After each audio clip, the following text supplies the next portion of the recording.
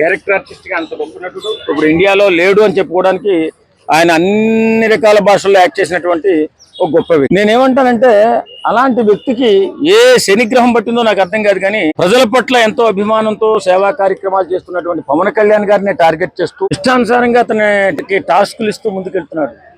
మరి ఏం దరిద్రం పట్టిందో ప్రకాష్ రాజ్కి మాలాంటి వాళ్ళతో మాట్లాడించుకోవడమే కాకుండా అపరిచిత వ్యక్తులతో కూడా బూతులు తెప్పించుకుంటున్నాడు ప్రకాష్ రాజ్. ఆయన గాచ్చారం. భగవంతుడు అవకాశం ఇచ్చాడు, మంచి ఆర్టిస్టుగా మంచి పేరు తెచ్చుకోరా, అభిమానంతో నీకైనా అవకాశం ఉంటే దేశ ప్రజలకు ఉపయోగపడేటటువంటి 4 మాటలు మాట్లాడు అని అవకాశం ఇస్తే ఏదో మాట్లాడుతూ ఇంకా గుర్తింపు వచ్చిన తర్వాత ఈవేళ వెధవ అయిపోవడానికి ప్రయత్నం చేస్తున్నాడు. ఎందుకంటే ఈవేళ మన దేశ గౌరవాన్ని నిలబెట్టుకుంటూ వెళుతున్నటువంటి భారతీయ జనతా పార్టీ పట్ల కానీ, నరేంద్ర మోడీ గారి పట్ల కానీ, అలాగే సనాతన సాంప్రదాయం, మన సాంప్రదాయాన్ని గౌరవిస్తూ అందరినీ కూడా సమానంగా గౌరవించాలని ఆలోచించేటటువంటి పవన్ కళ్యాణ్ గారిని ఆయన జీవితం స్టార్ట్ అయిన తర్వాత తను సంపాదించుకున్న దాంట్లో ఎంతో కొంత పేదవాడికి సాయం చేయాలని ముందుకెళ్తూ అక్కడికి కూడా అద్భుతమైన జీవితాన్ని వదిలిపెట్టి ప్రజాసేవలోకి వెళ్తే తప్ప సామాన్యుని పట్ల మనం నిలబడలేమనేటువంటి ఆలోచనలో రాజకీయాల్లోకి వెళ్ళి నానా కష్టాలు పడుతూ అలా సేవా కార్యక్రమం ముందుకెళ్తున్నటువంటి మహానుభావుడు పవన్ కళ్యాణ్ గారి పట్ల అనిశ్చితంగా వ్యాఖ్యానిస్తూ టాస్కులు ఇస్తూ దొర అంటూ గేలి చేస్తూ గౌరవం లేకుండా మాట్లాడుతున్నారు. చాలా మందికి జనాలకి సంబంధం లేదండి. జనాలతో మమేకమైనటువంటి వ్యక్తి పవన్ కళ్యాణ్ గారు. జనాలకు సాయం చేయాలని ఆలోచించే వ్యక్తి పవన్ కళ్యాణ్ గారు. ఎందుకంటే సినిమా యాక్టర్గా ప్రూవ్ చేసుకున్న ఇంత గొప్ప స్థాయిలో ఉండి కూడా ప్రజల కోసం నిరంతరం ఆలోచిస్తూ, ప్రకృతి కోసం నిరంతరం ఆలోచిస్తూ, సనాతన ధర్మం కోసం నిరంతరం ఆలోచిస్తూ ముందుకెళ్తున్నాడు పవన్ కళ్యాణ్ గారు. అలాంటి పవన్ కళ్యాణ్ గారిని టార్గెట్ చేస్తేనే ఈ వెధవకి ఎదవ పేరు వస్తుందని చెప్పి ఎవరైతే శనిదేవుడు పట్టుకున్నాడో ఆ శనిదేవుడు ప్రేరేపించినట్టున్నాడు. కాబట్టి వేళ ప్రకాష్ రాజ్ ఇష్టానుసారంగా మాట్లాడుతూ స్టాస్కులు చెప్తూ గేలి చేస్తూ మాట్లాడుతున్నాడు. ఆంధ్రాలో అక్కడ పని చేసుకోండి, ఇక్కడ ఏం పని మీకు అన్నట్టుగా మాట్లాడడం జరిగింది. అదంతా అవివేకం అండి. ఇప్పుడు వీళ్ళు నూతుల కప్పల్లో బతుకుతున్నారు ప్రకాష్ రాజ్ లాంటి వాళ్ళు. ఇది మన దేశం పట్ల గౌరవంతో బ్రతకాలి, మనిషిగా పుట్టినోడు అని చెప్పి ఆలోచించే వ్యక్తి పవన్ కళ్యాణ్ గారు.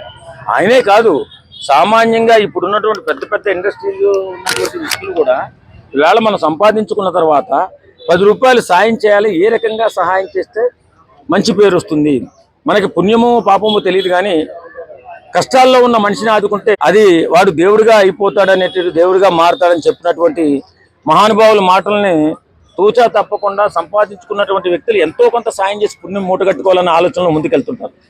కాబట్టి అలాగే పవన్ కళ్యాణ్ గారు చాలా మంది ఇలా సేవా కార్యక్రమాలని, అన్నదాన కార్యక్రమాలని, పేదవాళ్ళకి గృహాలు నిర్మించడం అని, సహాయం చేయడాన్ని, ఆపరేషన్లు చేయడాలు, హాస్పిటల్లో ఇబ్బందుల్లో ఉన్న వ్యక్తిని కాపాడడాలు, అంగవైకల్యం ఉన్న వారికి, కాళ్ళు లేని వారికి ప్లాస్టిక్ కాళ్ళు పెట్టించడం, ఇలాంటి ఎన్నో సేవా కార్యక్రమాలు చేస్తూ ముందుకెళ్తారు. అది ఏంటంటే మానవత్వం.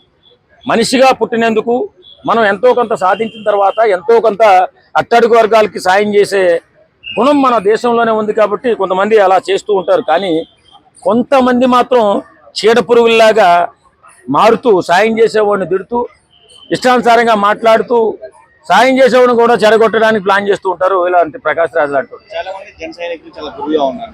ఫైనల్ గా ప్రకాష్ రాజ్కి ఎలా ఉండబోతుంది ఇలాగే టార్గెట్ చేస్తే? నేను ఒక పవన్ కళ్యాణ్ అభిమానిగా నేను మాట చెప్తున్నానండి. కుక్కలు మురుగుతూ ఉంటాయి, వాటిని పట్టించుకోవడం మానేస్తే కొంత దూరం వెళ్ళిన తర్వాత ఆగిపోతాయి.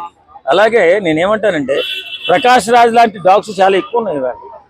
పవన్ కళ్యాణ్ వెంటబడుతూ పవన్ కళ్యాణ్ని టార్గెట్ చేస్తే పేరు వస్తుందని, పవన్ కళ్యాణ్ తిడితే సోషల్ మీడియాలో ముందుకెళ్తామని కుసంస్కారంతో ముందుకెళ్తున్న వ్యక్తులు చాలా మంది ఉన్నారు.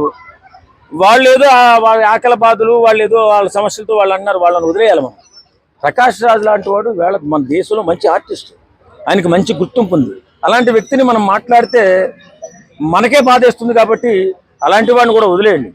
ఇక్కడ ఎలాగైతే వదిలేస్తున్నామో, ఇక్కడ అరిసి గీ పెట్టేటటువంటి వాళ్ళని ఎలా అయితే వదిలేస్తామో అలాగే ప్రకాష్ రాజ్ కూడా వదిలేయండి. ఆయన గొప్ప నటుడే, కానీ ఆయన్ని మనం ఏదైనా దుర్భాషలాడిన తర్వాత మనమే బాధపడతాం, ఇంత గొప్ప నటుడిని మనం పోగొట్టుకున్నామని. ఎందుకంటే మన శాపనార్థాలను తగిలి ఆడికి ఏదైనా అయితే మనకే నష్టం. కాబట్టి వదిలేయండి, బతకలేయండి. అలాగా ఇప్పుడు ఊళ్ళో కుక్క బతుకుతుంది, ప్రకాష్ రాజు బతుకుతున్నాడు దేశంలో అని వదిలేయండి.